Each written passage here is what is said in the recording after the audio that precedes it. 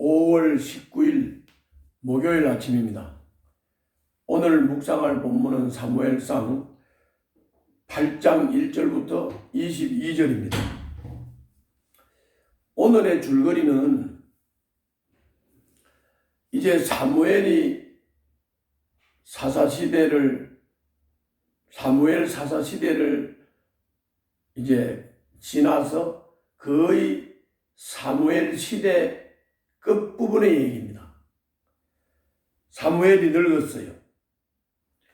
그래서 사무엘의 아들들에게 사사의 자리를 넘겨줬어요. 두 아들에게.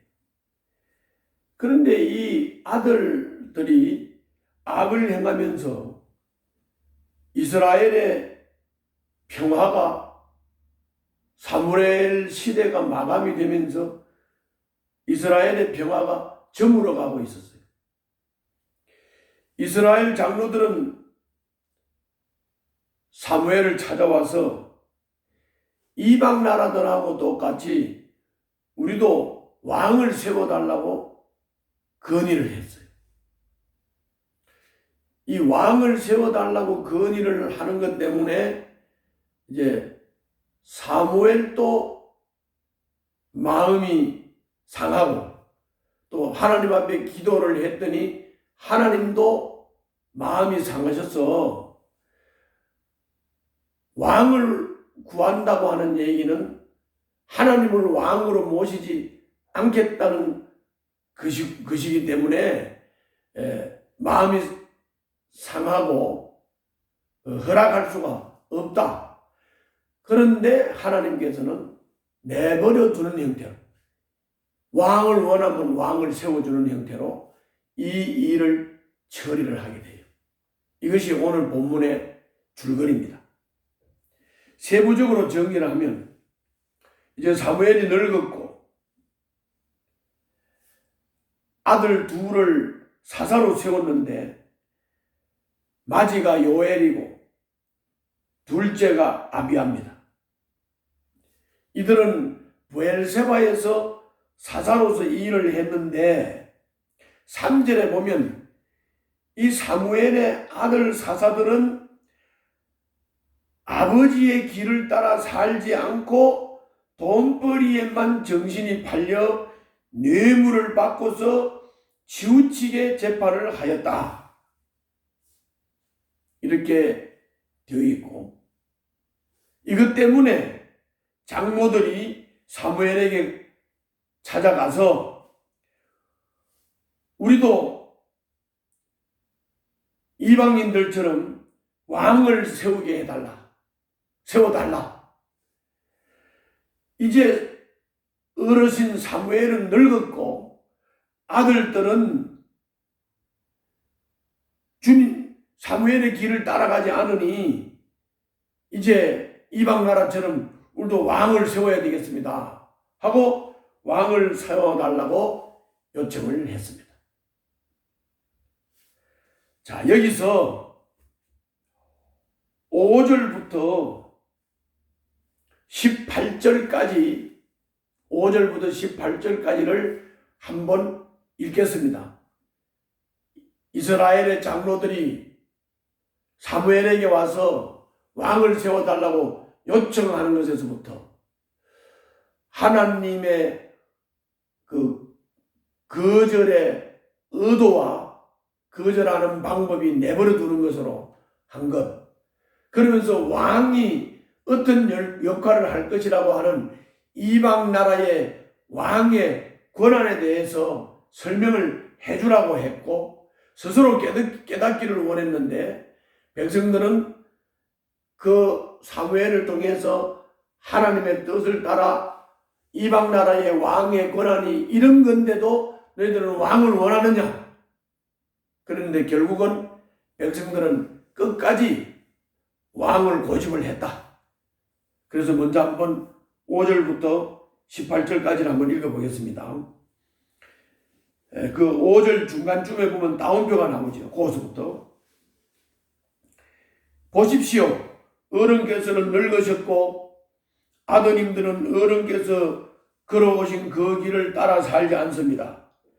그러므로 이제 모든 이방 나라들처럼 우리에게 왕을 세워주셔서 왕이 우리를 다스리게 하여 주십시오. 그러나 사무엘은 왕을 세워 다스리게 해달라는 장로들의 말에 마음이 상하여 주님께 기도를 드렸더니 주님께서 사무엘에게 말씀하셨다. 백성이 너에게 한 말을 다 들어주어라. 그들이 너를 버린 것이 아니라 나를 버려서 자기들의 왕이 되지 못하게 한 것이다. 그들은 내가 이집트에서 데리고 올라온 날부터 오늘까지 하는 일마다 그렇게 하여 나를 버리고 다른 신들을 섬기더니 너에게도 그렇게 하고 있다. 그러니 너는 이제 그들의 말을 들어주되 음이 경고하여 그들을 다스릴 왕의 권한이 어떠한 것인지를 알려주어라. 사무엘은 왕을 세워달라고 요구하는 백성들에게 주님께서 하신 모든 말씀을 그대로 전하였다. 당신들을 다스릴 왕의 권한은 이러합니다. 그는 당신들의 아들들을 데려다가 그의 병거와 말을 다루는 일을 시키고 병거 앞에서 달리게 할 것입니다.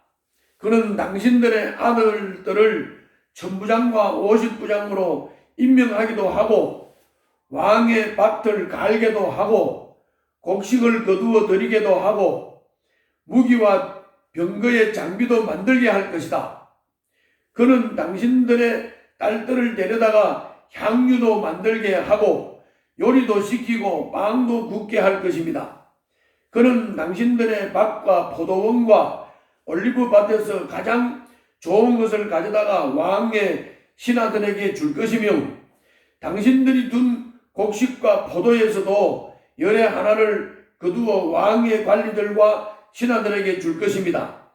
그는 당신들의 남종들과 여종들과 가장 뛰어난 젊은이들과 나귀들을 끌어다가 왕의 일을 시킬 것입니다. 그는 또 당신들의 양떼 가운데서 열의 하나를 거두어 갈 것이며 마침내 당신들까지 왕의 종이 될 것입니다. 그때야 당신들이 스스로 택한 왕 때문에 울부짖을 터이지만 그때의 주님께서는 당신들의 기도에 응답하지 않으실 것입니다. 지금 사무엘을 통해서 하나님께서 경고하는 말씀의 핵심은 왕을 세우면 왕의 권한이 어마어마해서 하나님 자리에 이 왕이 앉아서 너희들을 종 삼을 거다. 그때 왕 때문에 너희들이 부르짖어도 하나님은 너희들의 기도에 응답하지 않을 것이다. 이렇게 사무엘을 통해서 경고를 했어요. 그런데도 불구하고 19절부터 22절에 보면 그렇지 않다. 우리에게도 왕이 있어야겠다. 계속 고집을 합니다. 우리도 이방 나라들처럼 우리의 왕이 우리를 다스리고 그 왕이 우리를 이끌고 나가서 전쟁에서 싸워야겠다. 이렇게 고집을 세웁니다. 백성들이, 장로들이. 그래서 사무엘이 이 백성들의 고집 세우는 것을 그대로 듣고 하나님께 다시 아뢰었습니다. 그랬더니 주님께서 말씀하셨습니다. 너는 그들의 말을 받아들여서 그들에게 왕을 세워주어라. 그래서 사무엘은 이스라엘 사람들에게 왕을 세우겠다고 각자 자기의 성읍으로 돌아가도록 했다 하는 것이 오늘 본문의 내용입니다. 자, 여기서 하나님이 어떤 분인지를 우리가 교훈을 삼아야 됩니다. 잘못 구하는 것이라 할지라도 하나님은 억지로 굴복시키지 않는다. 스스로 깨닫기를 기다리는 인격적인 하나님이시다. 그러나 이런 하나님 앞에서 이스라엘은 주님을 버리고 왕을 세우기를 선택을 하게 됩니다. 그래서 그 잘못된 선택에 대한 대가를 치러야 했습니다. 잘못을 경험하고 나서야 깨닫는 어리석은 사람이 되지 말아야 합니다. 주님이 이미 말씀해 주셨으니 말씀을 듣고 살펴서 잘못을 피해가는 지혜로운 사람이 되어야 됩니다. 이것이 필요합니다. 주님은 인격적인 분이시기 때문에 우리를 인격적으로 대하고 절대 강제하지 않습니다. 스스로 깨닫기를 원합니다. 그런데 우리가 스스로 깨달으려고 하면 고집 센 인간이 맷집이 세서 온갖 순환 다 겪으면서 밑바닥에서 깨닫고 돌아와야 됩니다. 그 길을 가겠습니까? 아니면 하나님이 말씀하신 것을 잘 듣고 하나님의 지혜를 따라 바른 분별과 바른 선택을 하는 삶을 살겠습니까? 여러분들 오늘 깊이 생각해 보시기를 바랍니다.